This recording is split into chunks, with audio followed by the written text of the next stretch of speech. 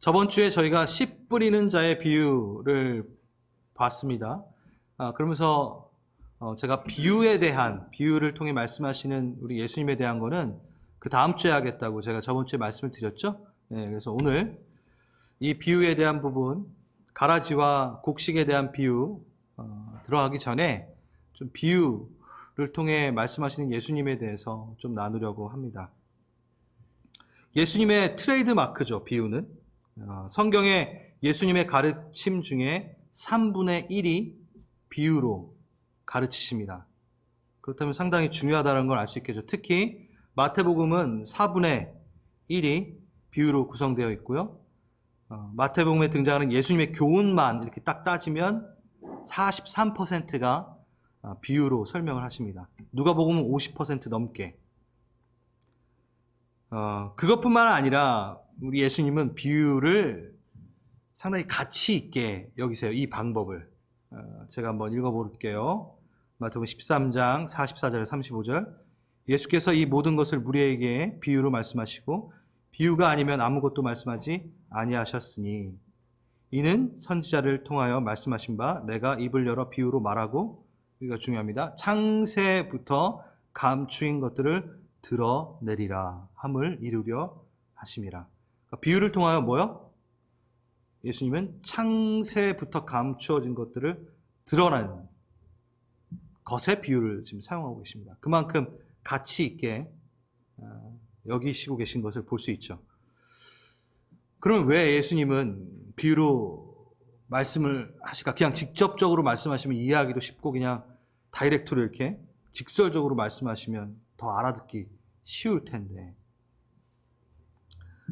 비유의 기능을 살펴보면 그 이유를 알 수 있습니다. 비유의 기능에는 두 가지가 있어요. 그 전에 우선 비유라는 이 말의 뜻에 대해서 좀 얘기해 보면 또 이해가 잘 됩니다. 헬라어로 파라볼레, 너 뭐 하나 팔아볼래? 이게 아니라 헬라어로 파라가 옆에 있다거든요. 파라클레토스, 우리 성령님 보혜사를 그렇게 옆에서 도우시는 뭐 이렇게 하는 거죠. 그래서 옆에 두다, 함께 두다가 파라볼레예요. 함께 던지다. 이게 무슨 얘기냐? 어떤 것을 이해하기 위해서, 그 하나를 이해하기 위해서 다른 것을 옆에 하나 두고 비교하여 이해하도록 도와주는 방법. 바로 그것이 비유입니다. 그래서 비유에는 순서가 있어요. 무슨 순서냐? 알려진 것에서 알려지지 않은 것으로 나아갑니다. 그러니까 두 개가 있는데 먼저 알려진 것을 보고 그것을 통해 알려지지 않은 것을 보게 되는. 예, 뒤에 더 설명이 되니까요. 그리고 아까 처음 말했듯이 비유는 두 가지의 기능이 있습니다. 쉽게 이해하기 위한 것으로 사용되고, 또 하나 이해하지 못하게 하는 기능으로도 사용됩니다. 야, 이게 무슨 얘기지? 먼저 쉽게 이해하기 위한 기능으로 주님이 비유를 사용하신다. 이 부분을 좀 말씀을 드릴게요. 주님은 우리가 경험하는 것을 바탕으로, 그러니까 농업, 상업, 업, 목축 등의 생활 방식을 가지고 모든 연령대가 학습의 어떤 높낮임, 정도와 상관없이, 빈부의 격차와 상관없이 이 우리의 삶의 생활 한 방식을 통해 접할 수 있도록 말씀을 하십니다. 복음서에서 보면 그렇죠? 이미 경험한 것을 가지고 전혀 경험할 수 없는 것들을 설명하시는 거죠. 그래서 천국 비유 보면은 우리가 하나님의 나라를, 그 천국을 우리가 경험하지 못한 부분이 있잖아요. 우리 현재성과 미래성에서 미래성을 얘기하는 겁니다. 그런 부분들은 어떻게? 예수님 외에는 경험한 분이 없어요, 이 세상에. 그렇죠? 그렇기 때문에 예수님이 설명을 해줄 때 이 비유를 사용하시는 거죠. 예를 들어서 이런 겁니다. 제가 플로리다를 한번 이제 그 수련회 때문에 갔다 오면서 플로리다에 대해서 얘기를 할 때 제가 이 얘기를 많이 해요. 무슨 얘기냐면, 그때 플로리다가 상당히 가장 더울 때, 습할 때 제가 갔다 왔어요. 그래서 누구랑 얘기할 때 플로리다 가봤냐 할 때 아, 못 가봤어 할 때 항상 제가 예를 드는 게 사우나 가봤어? 이렇게 물어봅니다. 네, 습식 사우나, 건식도 아니에요. 습식 사우나. 그 습한 그 사우나. 내가 플로리다를 도착해가지고 공항의 문을 나오는 순간 나는 습식 사우나 문을 열고 들어간 것과 같았다. 너무 습하고 더웠거든요. 딱 나가자마자 그 뭔가 차를 타기 전에 벌써 땀이 이렇게 흘러내리게 할 정도로 그랬어요. 자, 이게 무슨 뜻이냐면 예를 들어서 여러분들 플로리다 갔다 오실 수도 있지만 여러분 플로리다를 갔다 오지 않았어요. 그렇죠? 경험이 없어요. 근데 무슨 경험은 있죠? 사우나의 경험은 있잖아요. 사우나도 안 가신 분들이 있나? 사우나의 경험이 있잖아요. 그러니까 사우나를 통해 뭘 설명한 거죠, 제가? 여러분들이 안 가신 플로리다를 설명한 거죠. 똑같습니다. 우리의 생활 방식을 통해서 어디? 가보지 않은 하나님의 나라를 설명하는 거죠. 이게 바로 그냥 간단하게 심플하게 말하면 비유입니다. 그러면 이것을 통해 뭐? 하늘의 개념을 우리의 이야기로 가져와서 생각하게 하시고 한 번 더 도약하게 하여 그것을 이해하게 하신다는 거죠. 그래서 귀로만 듣다가 눈으로 보게끔 머릿속에 그림이 그려지게끔 말로만이 아니라 공간을 설치하시고 그것을 통해 때로는 우리에게 소망과 기대를 주시고 때로는 겉면으로 고민하게 하고 불편하게 느끼기까지 하게끔 이렇게 실질적으로 공간 안에 들어가게 해서 그 비유의 세계와 직접적으로 만나 고민하고 대화하게 하는 게 바로 비유입니다. 단순히 말이 아니라 하나님 나라로 우리를 부르시는 초대의 행위인 거죠. 그럼 비유가 그래서 더더욱 궁금해지셔야 됩니다. 지금 제 이 설명을 들으시면서. 그래서 이 비유는 10절하고 11절 우리 읽어 드릴게요. 제자들이 예수께 나와 이르되 어찌하여 그들에게 비유로 말씀하시나이까? 대답하여 이르시되 천국의 비밀을 아는 것이 너에게 허락되었으니. 네. 천국의 비밀을 아는 것에 허락이 됩니다. 그래서 첫 번째 비유의 기능은 뭐요? 쉽게 이해하기 위한 기능으로 쓰인다. 깨닫도록 허락된 사람들 한해서. 이게 중요해요. 네. 여러분, 우리는 이 비유를 우리에게 주신 게 그리고 비유를 깨닫게 되는 게 얼마나 감격스럽고 감사한 건지를 조금 놓치고 있는 것 같아요. 저는 이제 말씀을 묵상을 쭉 하잖아요. 그래서 여러분들이 제가 말씀을 묵상한 것으로 이렇게 함께 초청을 하는 거잖아요. 그래서 제가 뭐 일주일에 이 말씀을 준비하는데 뭐 1시간 보고 준비하진 않잖아요. 일주일 내내 고민하고 생각합니다. 그만큼 이 말씀의 소중함을 더 느끼겠죠? 그러면서 비유로 말씀하신 예수님을 만나면서 저는 그냥 사용하셨구나 정도가 아니라 그 비유를 선택하시고 나에게 말씀하시는 그 예수님과 만나게 되더라고요. 왜 이렇게 하셨지? 왜 이렇게 하셨지? 그리고 그것을 깨닫게 되는 나는 엄청난 것을 누리고 있다는 걸 깨닫게 됐어요. 근데 여러분들 지금 그거를 많이 이렇게 제가 막 이렇게 얘기하니까 조금 이제 들어가시려고 하는데 비유지 뭐 이렇게 하실 수 있잖아요. 아닌가? 저만 좀 강팍했었죠? 너무 감격스러운 겁니다. 너무 감사해야 되는 겁니다. 그 얘기를 좀 제가 하겠습니다.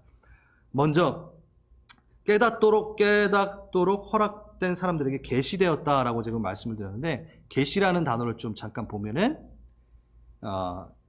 계시 10개 볼시 그래서 아포칼리시스 이것도 헬라어에 덮고 있는 것을 벗겨내다 이 뜻이에요. 잘 들어주세요. 계시는 없던 게 갑자기 생기는 게 아니라 이미 하나님이 작정하시고 정하신 어떠한 게 있는데 다만 수건으로 이렇게 가려놓으신 거예요. 그래서 예수님이 어떻게 이거를 가려야 되는데 확 펼치지 않는 한 못 봐요. 완전한 주도권은 누구? 예수님이 이거를 치우셔야지만이 우리가 볼 수 있다라는 겁니다. 그래서 어떠한 인간도 숨겨진 그의 나라와 숨겨진 그분의 신분을 스스로 꿰뚫어 볼 수 없습니다. 스스로 그 천을 치울 수도 없어요. 계시라는 뜻은, 계시되었다라는 뜻은 하나님이 허락해야지만이 볼 수 있고 누릴 수 있다라는 거죠. 철저하게. 어떤 사람이 그 나라를, 예수님이 누군가를 이미 이해했다면 그것은 스스로 깨달은 것이 아니라 이미 그에게 그 계시가 주어졌기 때문에 이해했다라는 거예요. 무슨 말씀인지 아시겠죠? 자, 마태복음 16장 16절에서 17절. 예수님이 너희는 나를 누구라 하느냐라고 제자들에게 물어보잖아요. 그때 어떻게 하죠? 베드로가 주는 그리스도시요 살아계신 하나님의 아들이시니이다 라고 했을 때, 야 시몬아, 네가 성경을 그렇게 열심히 읽더니만 네가 스스로 깨달아 깨우쳤구나, 이렇게 얘기하지 않으시고 어떻게 해요? 내가 복이 있도다. 이것을 알게 하신 이가 혈육이 아니요 육으로 아는 것이 아니라 하늘에 계신 아버지께서 너에게 가르쳐 주어 네가 알았도다 라고 말씀하시죠. 네, 우리가 말씀을 듣고 또 어쩔 땐 비유를 보면서 아 그렇구나 라고 외치는 그 순간은 어떤 순간? 이미 주님이 그것을 깨닫게 하도록 허락하셨기 때문에 맞이하는 순간이라는 거예요. 동시에 그 진리를 받을 수 있는 사람으로 허락되었다는 것이고 인정되었다는 것을 뜻합니다. 할렐루야! 안 좋으신가요? 내가 다시 말씀을 깨닫고 비유를 깨닫는 그 순간은요, 하나님의 허락을 받은 사람이 되는 거예요. 하늘의 비밀을 받는 자로 인정되었다라는 거예요. 춤춰야죠. 그러니까 얼마나 감사한 건지 모른다라는 거예요. 얼마나 중요한 건지, 얼마나 감격해야 되는 건지. 근데 우리가 왜 이 부분이 이렇게 감격스럽지 않냐? 너무 익숙하여서 감사를 잃어버린 이 이유는 뭐냐면요. 제가 영화에서 유명한 대사 하나 치겠습니다. 호의가 계속되면 그것이 권리인 줄 알아 라는 말을 하는 게 있어요. 여러분, 이 영화 별로 좋은 영화는 아니에요. 예, 근데 유승범인가? 거기 나오는 그 되게 유명한 건데, 호의가 계속되면 그게 자기 권리인 줄 안다 라는 말이 있어요. 제가 좀 이 얘기를 해드리겠습니다.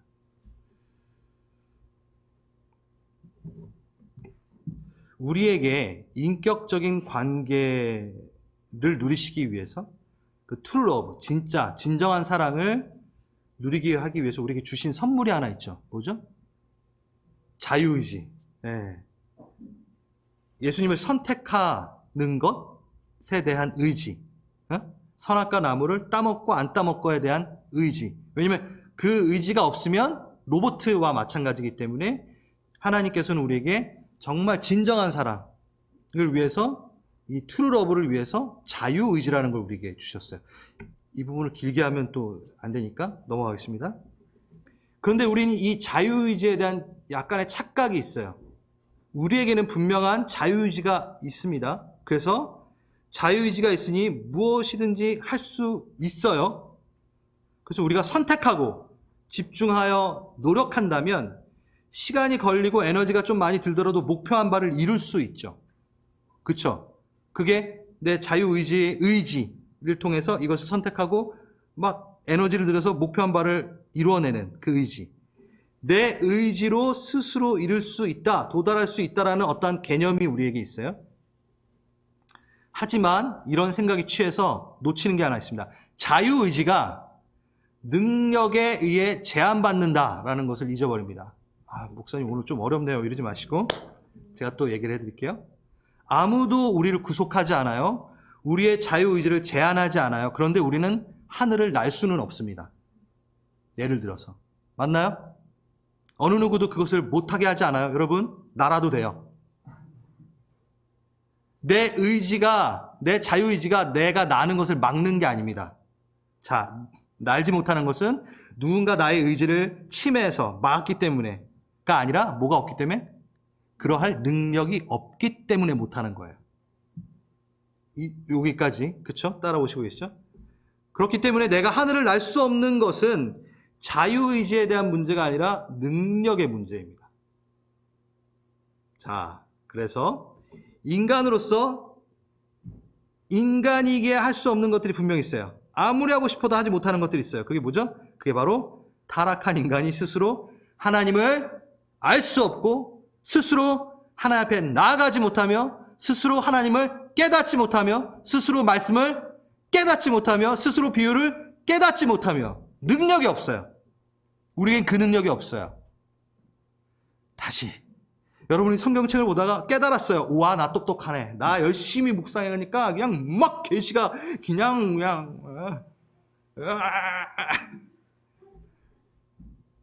제가 많이 하는 실수이기 때문입니다. 교육자들이 많이 하는 실수.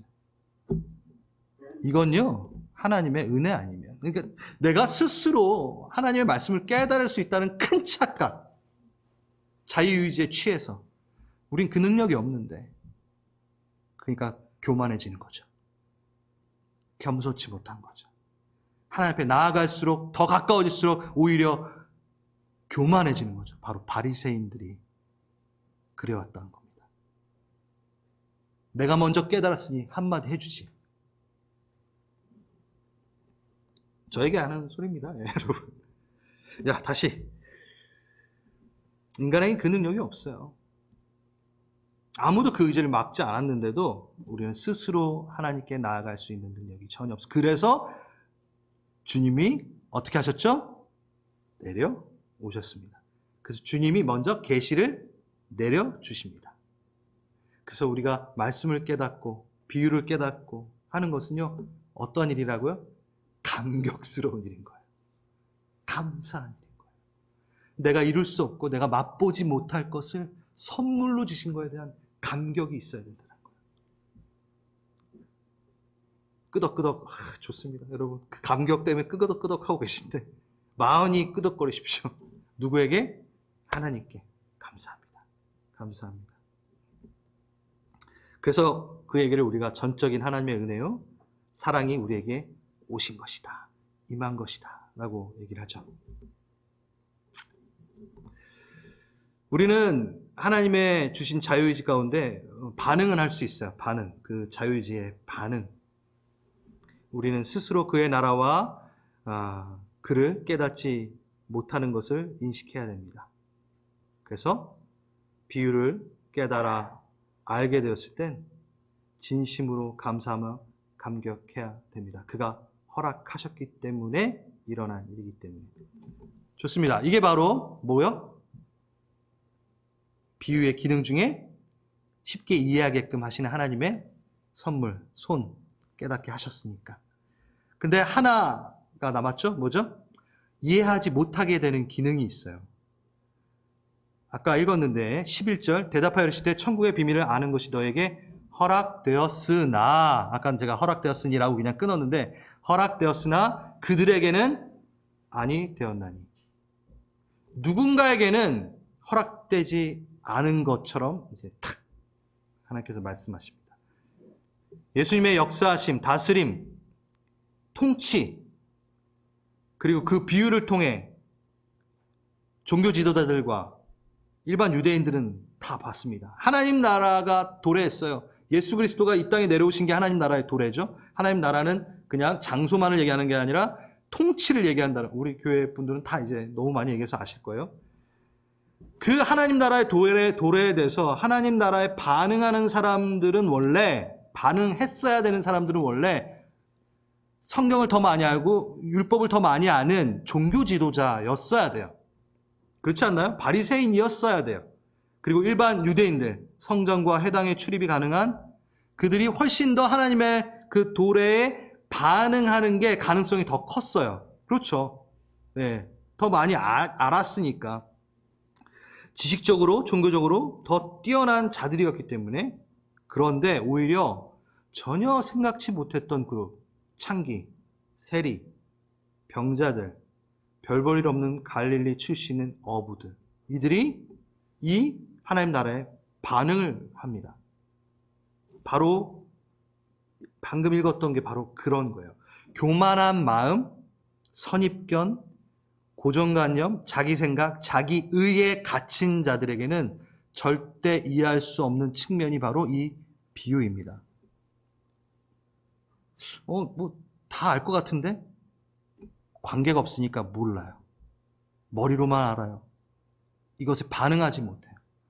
알았다라는 건 뭐가 나오는 거죠? 그 하늘나라를 경험했다라는 건 가만히 있는 게 아니라 반응이 일어나는 것으로, 너가 하나님 나라를 이해했구나라로 알 수 있잖아요. 근데 이들이 어떻게 했죠? 반응이 없었죠. 그렇다면 그 하나님 나라를 이해하지 못했기 때문에 반응이 없는 거죠. 그러니까 비유는 반응이 없는 거 보면은 뭐야? 이해하지 못하게 하는 기능을 로써 작용이 된 거예요. 12절, 13절. 무릇 있는 자는 받아 넉넉하게 되되 없는 자는 그 있는 것도 빼앗기리라. 그러므로 내가 그들에게 비유로 말하는 것은 그들이 보아도 보지 못하며 들어도 듣지 못하며 깨닫지 못함이니라. 좀 불공평하게 보이지만 이런 겁니다. 여러분이 만약에 근육을 사용하지 않으면 결국 그 근육은 사용되는 능력을 잃게 되는 거죠. 반대로 근데 그 근육을 계속 사용하면은 그 근육의 크기와 힘이 증가되는 거죠. 영적인 차원과 동일합니다. 그래서 마태는 무리와 제자들을 계속 대조시켜요. 무리와 종교 위선자들. 비유가 수수께끼처럼 보이는 반면에 제자들에게는 천국의 신비를 깨닫게 되는 바로 그것으로 비유가 사용이 됩니다. 여러분에게는 비유가 어떻게 지금 기능하고 계십니까? 아까 말했던 그 감격과 감사가 막 느껴지십니까? 아니면 뻔하네, 이렇게. 이미 알고 있네.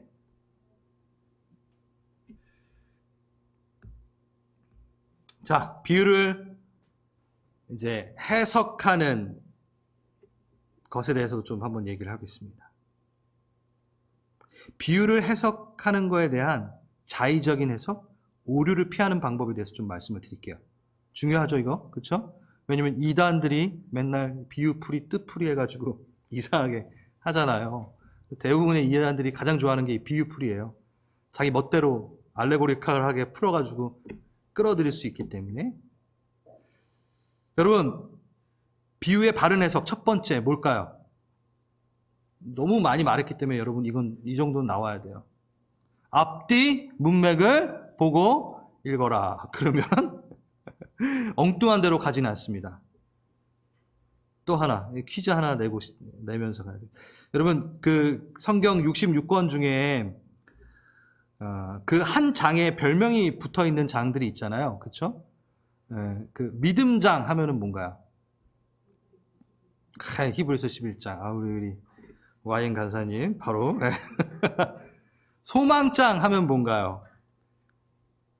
고린도전서 15장. 이거 조금, 그 부활에 대한, 죄와 사망 권세를 이기신 그 부활. 그래서 부활장이라고도 해요. 그 소망의 부활. 우리가 그 부활을 소망으로 두어야 된다. 그래서 소망장이라고도 하고. 여러분 잘 아시는 사랑장.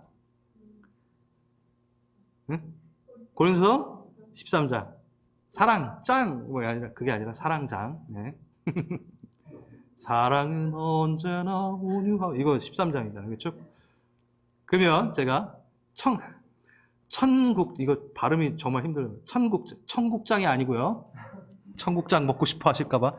천국장. 천국장. 어딜 것 같아요? 마태복음 13장. 지금 저희가 하고 있는 게 바로 천국장입니다. 천국의 비유. 천국에 대해서 정말 많이 이야기하고 있거든요. 그래서 마태복음 13장을 천국장이 아니라 천국장이라고 얘기하죠. 제가 이 얘기를 왜 하냐면 예수님의 비유는 직간접적으로 모두 하나님의 나라와 연관이 되어 있어요. 그러니까 그러니까 엉뚱하게 비유를 푸는 것들이 많은데 비유를 설명하시는 이유가 아까 처음에 뭐라 그랬죠? 보지 못한 것에 대해서 본 것을 통해 이야기하는 부분이 있잖아요. 그렇죠? 그래서 그 천국이라는 하나님의 나라에 대한 그 통치에 대한 부분을 우리가 아직 경험을 덜한 부분들, 못한 부분들에 대해서 말씀하시는 거죠. 그래서 바른 비유 해석은 어떻게? 비유의 초점이 하나님 나라이기 때문에 그것에 초점을 두고 읽어야 돼요. 이 세상의 어떤 부귀영화를 초점을 두고 비유를 풀면은 잘못된 풀이가 될 수밖에 없는 거죠. 이단들. 네. 그리고 특별하게 마태복음 13장은 우리가 누려야 할 그 미래성의 천국보다 이 땅에서 누릴, 이 땅에서 통치받을 그 하나님의 나라를 더 많이 이야기합니다. 그래서 여러분 마태복음 13장을 쭉 읽을 때는 그 초점으로 좀 비유를 읽어 가시기 바랍니다.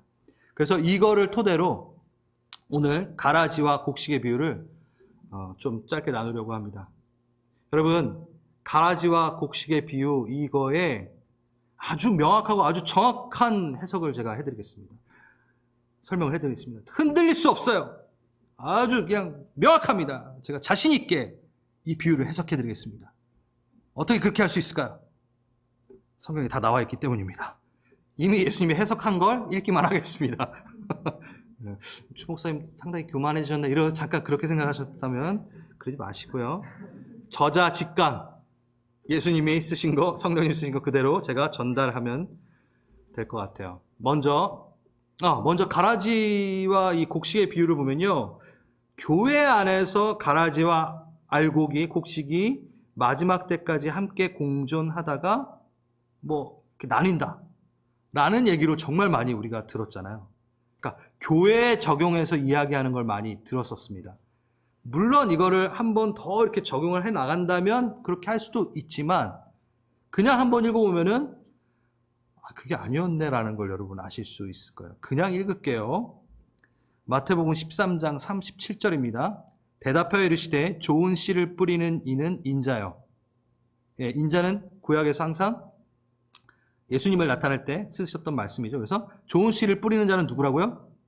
예수님이에요. 근데 이제부터 잘 보시면 되겠습니다. 지난주는 씨 뿌린 자의 비유랑 좀 비슷하죠. 그렇죠? 근데 좀 틀려요, 여러분. 지난주의 말씀에서 하나 더 확장되는 거예요. 확장이 되는 거예요. 38절. 밭은 여러분 성경책 보셔도 되고요. 밭은 세상이요. 좋은 씨는 천국의 아들들이요. 가라지는 악한 자들의 아들들이요. 저번 주에 밭은 뭐였죠? 우리의 마음이었어요. 그렇죠? 근데 여기서는 오늘의 밭은 무슨 밭이죠? 세상이에요. 교회인가요? 아니잖아요. 근데 우리는 이걸 교회 안에서 알고 가고 가라지 저 집사님은 가라지, 난 알고 이렇게 항상 적용을 했는데 아주 위험합니다. 솔직히 이건 판단하라고 쓴 글이 아니에요. 잘 들으셔야 돼요. 하나 더 확장된 세상을 말합니다. 그 밭은 세상을 말해요. 교회 안이라고 얘기하기는 조금 어폐가 있습니다.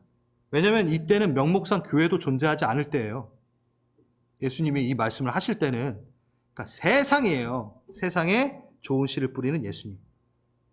물론 그게 교회죠. 이 세상에 교회를 뿌리신 거예요. 우리 공동체.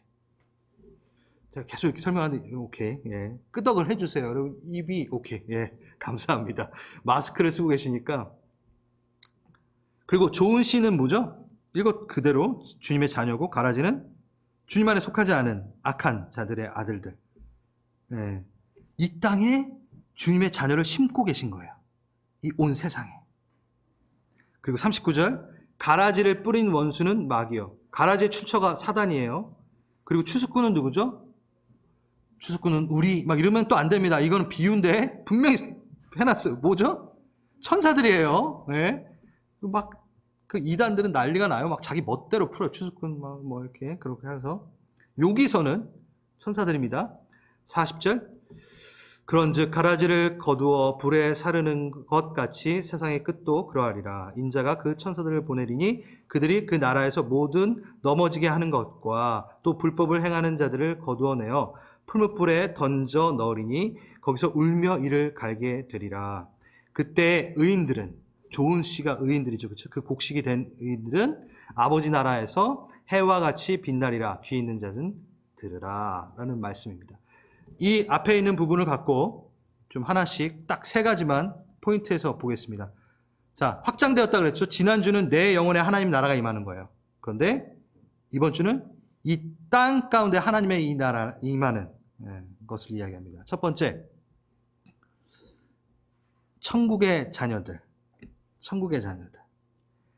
아버지의 43절에 보면 아버지의 나라, 하나님의 자녀, 의인들 이렇게 되어 있잖아요. 그 나라의 자녀들은 하나님의 주도에 따라 자신의 자리를 위임을 받습니다. 맞죠? 농부가 그 씨를 뿌리고 거기서 곡식이 자라게 하는 것은 내가 거기 갈래 이렇게 되는 게 아니잖아요. 어떻게? 하나님의 주도에 우리가 거기에 있는 거예요. 우리는 위치에 상당히 민감합니다. 우리 그럼 센터병이라는 말 아세요? 자기가 항상 중심이어야 되는. 우리 교회는 다 가생이병에 걸리신 거, 가장자리병에 걸리신. 제 이름이 모세여서 그런지 홍해를 가르듯 그냥 갈라지셨는데 아무튼 여기 몇 분만. 그러니까 항상 위치가 내가 세상의 중심이 돼야 돼, 막 이런, 그렇죠? 그리고 내가 낮에 있고 싶지 않고 높이 계속 올라가요. 그 위치, 자리, 환경, 조건들을 비교하면서 교만하기도 하고 절망하기도 하며 막 왜 주님 저에게 여기 있게 하십니까? 라고 또 의심하기도 하며. 그런데요, 다시 한번 나의 자리를 위임하시고 거기 임명하신 분은 하나님이십니다. 내가 이 때에, 이 시대에, 이 장소에, 이 공동체에, 이 가정에 왜 있는가? 답이 있습니다. 하나님이 거기 있게 하셨기 때문입니다. 이게 정말 좀 중요한 거예요. 하나님은 그래서 나에 대해서, 그리고 내가 누리고 있는 그 위치에 대해서 꿈을 갖고 계세요. 내가 좋은 씨를 뿌려 이 아이를 통해, 이 자를 통해 하나님의 나라를 보여주고 싶어 라는 꿈과 계획이기 때문에 여러분은 여기에 있는 거예요. 바로 여러분 그 위치에 계신 거예요. 영적인 확신을 가지십시오. 그리고 그것을 좀 누리십시오. 그냥 이거 좀 저희 공동체를 누리십시오. 여러분들이 여기에 오신 건요, 하나님이 결정하신 겁니다.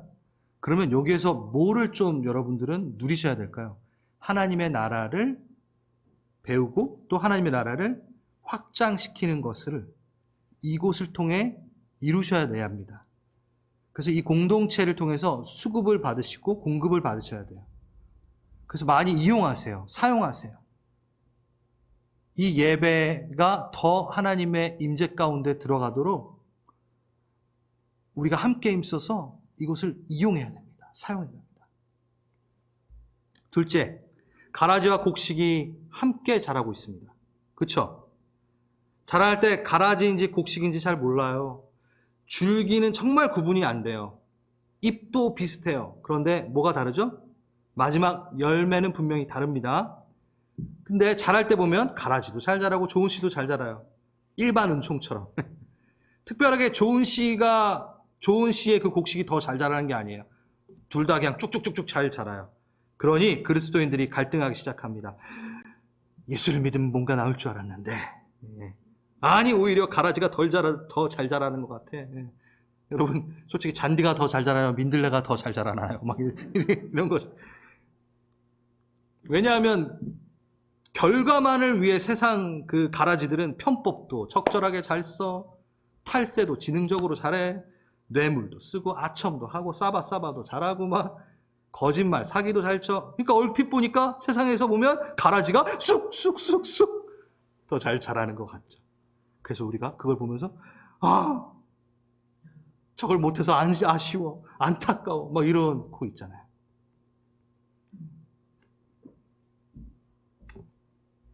이런 마음이 정말 잘 표현된 시편의 시가 하나 있습니다. 시편 73편. 시편에는 여러 가지 종류의 찬송시, 탄식시, 감사시, 지혜시 막 이렇게 있거든요. 근데 이 시는 감사시인데 그냥 감사가 아니라 애통중 찬양시예요. 이걸 보통 우리는 전문용어로 조증시라고 하거든요. 빡! 이러다가 막 이러다 이 시를 보면은 야, 이거 조증거린 사람이 쓴 것 같아 뭐 이럴 정도로 그 감격이 훅훅 바뀌는 게 보여요. 시편 73편 2편 2절 한번 2절에서 제가 읽어볼게요. 나는 거의 넘어질 뻔했어요. 미끄러질 뻔했습니다. 믿음을 잃어버릴 것 같아요. 왜냐하면 악한 사람들이 잘 사는 것을 보고 나는 그런 교만한 사람들에게 질투심을 느꼈기 때문입니다. 악인들이 누리는 평안이 부러웠기 때문입니다. 너무 우리 같죠? 그들은 마음에 갈등도 없는 것 같아요. 몸도 건강하고 강하네요. 그들에게는 우리가 겪은 어려움도 없고 다른 사람들처럼 불행한 일도 일어나지 않는 것 같습니다. 이게 악한 자들의 사는 방식입니다. 언제나 편하고 살면서 재산은 점점 늘어만 갑니다. 이거 제가 한 게 아니라 시편이에요, 여러분. 예. 가라지를 보면서 얘기하고 있는 거예요. 아, 가라지보다 못한 인생. 그런가 하면 우리 삶에 가라지를 뽑아달라고, 제거해달라고 또 기도를 하게 하죠. 그쵸? 안 그런가요, 여러분? 한 번쯤 다 해보셨을 것 같은데, 제가 그 군 생활을 할 때, 처음에 이제 들어가면 이제 일소대장이었어요. 근데 본부중대장, 이걸 보지도 않겠지, 그분이. 아무튼, 본부중대장에 한 분 계셨는데, 제가 교회 크리스찬이라는 걸 너무 못마땅하셨어요. 네, 그분은 무교예요. 네, 그 무교신데, 항상 제가 교회를 갔다 오면, 아이고, 혼자 복 받고 오니까 그렇게 좋디? 막 맨날 그 회의 때만, 너무. 그러면서 제가 이 얘기를 하는 건 너무 기억에 생생하기 때문에 어떻게 해서든 저를 술을 먹여가지고 타락을 시키겠다고 본인의 일생, 이 군 생활의 목표를 삼았다고 저에게 얘기했던 분이세요. 그래서 일부분 그분이 성공하긴 했어요. 제가 확 타락을 해버려요. 아, 주여. 제가 맨 처음에 군대 갈 때는 이 산지를 내게 주소서 하면서 막 갔는데, 아, 주여. 아무튼, 그렇게 됐었어요. 아무튼, 제가 이 얘기 너무 하면 안 되는데. 아무튼, 그랬기 때문에 제가 맨 처음에 이 가라지를 좀 뽑아주십시오. 가라지 좀 없애주십시오. 내 옆에 이 악 좀 다 치워주십시오. 깨끗하게 좀 해주십시오. 막 기도를 많이 했어요. 근데 안 그러시더라고요. 왜 그러시냐면, 자, 왜 그러시는 게 아니라 이 내용을 쭉 보여야 돼. 29절. 주인이 이르되 가만두라. 가라지를 뽑다가 곡식까지 뽑을까 염려하라. 이 얘기는 뭐냐면요. 우선 하나님 지금 가라지에 대한 관심이 없어요. 오로지 곡식에 대한 관심이 있어요. 가라지가 옆에서 너를 방해하는 것에 대해서, 나를 방해하는 것에 관심이 별로 없어요. 왜 그럴까요? 가라지 때문에 내 삶이 무너지는 줄 알았는데 그렇지 않다라는 거예요.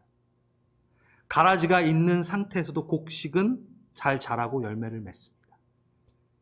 그러니까 우리가 가라지가 내 주변의 세상의 영양분을 막 가져가는 것 같고 내 것을 훔쳐가는 것 같고 막 그렇게 생각하는데 전혀 그렇지 않다라는 거예요. 가라지의 영양분에 우리 또한 관심 갖지 말라라는 얘기죠. 너의 자라남과 너의 좋은 열매를 맺는 것에 집중해. 넌 지금 가라지에 집중할 필요가 없어. 그들이 승승장구하는 게 너 걸 뺏어서 하는 거 아니야. 너에겐 내게 계획된 분량이 있어. 아멘이시지 않습니까? 우리가 그것을 보며, 세상의 것을 보며 비교하며, 쟤는 저거 타는데, 쟤는 저거 누리는, 제가 저거 먹는데, 하나님, 이게 바로 시편이라는 거죠. 신경 쓰지 마. 너에게 준 분량이 있어. 너가 누릴 것이 있다니까. 내가 계획이 있다니까. 내가 거기에 심은 이유가 있다니까. 그렇게 얘기하시는 겁니다. 그러면서 전환점이 나옵니다. 시편 73편 16절부터 계속 그렇게 얘기하다가 제가 조증시라 그랬죠. 나는 이 모든 것을 이해하고 보니 무척이나 애썼는데 그러나 비로소 이게 다 무슨 일인지, 무슨 일이 일어날지 깨닫게 됐습니다. 하나님의 성전으로 나아가서야 깨닫게 되었습니다. 내가 항상 주와 함께하니 주께서 내 오른손을 붙드셨나이다. 주의 교훈으로 나를 인도하시고 후에는 영광으로 나를 영접하시리니 하늘에서는 주 외에 누가 내게 있으리요. 땅에서는 주밖에 사모할 자가 없느니라. 이 찬양 있잖아요. 그렇죠? 하늘 위에 주님. 내 육체와 마음은 쇠약하나 하나님은 내 마음의 반석이시오. 하나님이 나의 영원한 분깃입니다. 그 분깃을 전 누릴 겁니다. 하나님께 가까이함이 내게 복입니다. 내가 주 여호와를 나의 피난처로 삼아 주의 모든 행적을 전파하리라. 그러면서 마지막 절에 이 얘기가 나옵니다. 뭐라 그랬죠? 아까 43절. 의인들은 좋은 시 자기 아버지 나라에서 해와 같이 빛나리라. 우린 이걸 누릴 것이라는 거죠. 주님의 영광을 끝내는 누리게 된다는 거죠. 제가 고린도후서 읽고 마치겠습니다. 너무 중요해요. 고린도후서를 좀 온라인에 계신 분들은 피셔도 좋을 것 같아요. 지금 괜찮으시다면 고린도후서 3장 5절 이거 갖고 기도를 좀 하셔도 좋을 것 같아요. 집에서 또 고린도후서 3장 5절 바울이 이 새 언약의 증인이 된 것에 대한 그 자격에 대한 부분을 이야기하면서 나오는 겁니다. 근데 저희는 좀 바로 적용을 해보겠습니다. 3장 5절 고린도후서 3장 5절 자격이 우리에게 낫다고 생각하지 않습니다. 어떤 우리의 자리나 위치나 사명이 나에게서 나온 것이 아니라 하나님, 우리의 자격은 하나님에게서 났습니다. 그렇죠? 우리 이 가라지와 곡식 비유랑 비슷하죠? 하나님께서 우리에게 영을 살려내는 새 언약의 일꾼의 자격을 주셨습니다. 돌판에 문자로 새긴 율법을 선포할 때도 광채가 났는데 그 모세의 그 율법 사라지는 옛 언약에도 광채가 있는데 그 옛 언약에도 영광의 직분이 있는데 설령 이 새 언약의 일꾼의 영광, 이 영의 직분의 영광은 넘쳐나지 않겠습니까? 더 넘쳐나지 않겠습니까? 의를 베푸는 직분은 더더욱 영광이 넘칠 것 아닙니까? 여러분 한번 정해볼까요? 세상의 직분, 우리 세상에 살면서 승진하죠. 그렇죠? 직급이 올라가면서 페이가 인상되죠. 그게 영광이잖아요. 우리에게.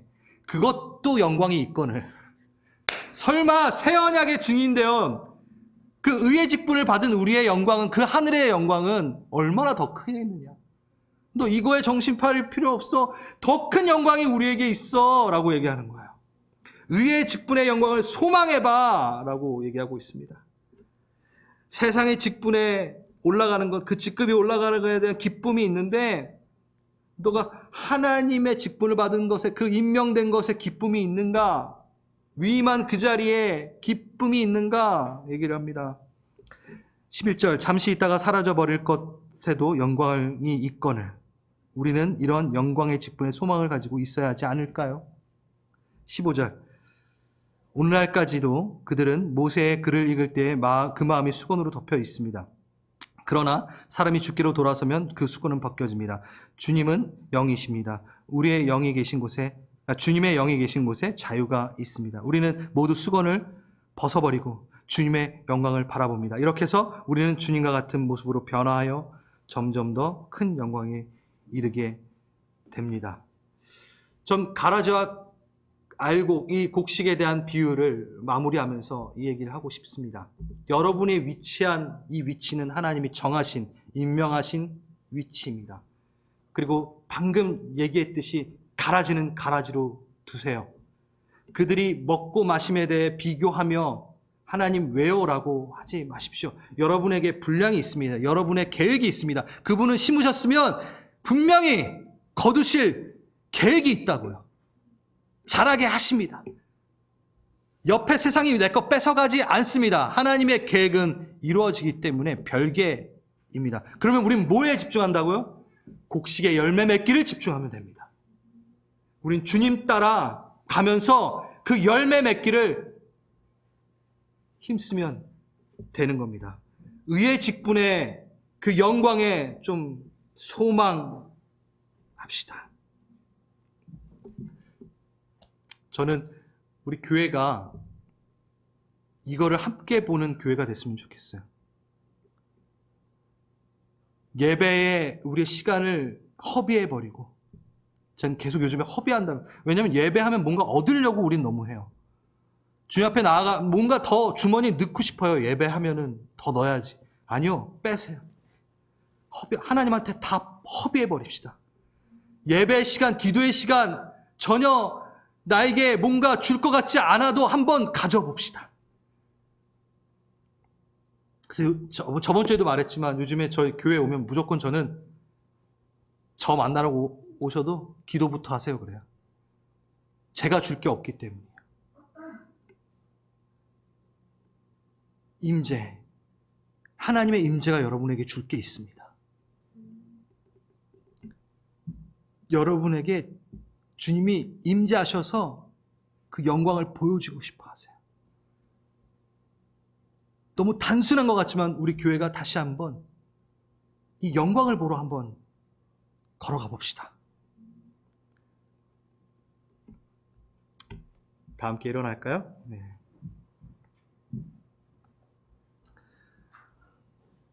오늘 말씀을 좀 여러분 정리하시면서 하나 기도해 봅시다. 뭐 적용해야 될 게 좀 많지만 이 시간 좀 임팩트 있게 기도하기 위해서 주님, 나에게 깨달음을 주셔서 감사합니다. 이것은 내가 똑똑하고 내가 성경을 많이 사모했기 때문에 누리는 것들이 아니라 아버지의 다음 없는 사랑이 이것을 낳게 하였군요. 저는 스스로 아버지를 깨달을 수 있는 능력이 없습니다. 주님, 임재하셔서 주의 영광을 제게 보여주옵소서. 시편에 나왔듯이 가라지들이 뭘 하고 가라지들이 뭘 먹고 그거 정신 팔려 보지 말고 내가 심은 나의 좋은 씨야, 너의 열매를 맺어라. 내가 허락한 이 자리에서, 공동체에서, 너의 개인의 자리에서, 개인의 예배의 자리에서 열매를 맺어라. 난 계획이 있단다. 난 그 곡식의 열매를 분명히 추수할 때 거둘 것이야. 나와 눈을 맞춰 내 임재 가운데로 더 들어오라. 내게 너에게 준 의의 직분이 있지 않느냐? 하나님의 나라를 보여주는 직분을 너에게 주지 않았느냐? 주님, 우리가 그 영광 속에 들어가길 원합니다. 기도하시겠습니다.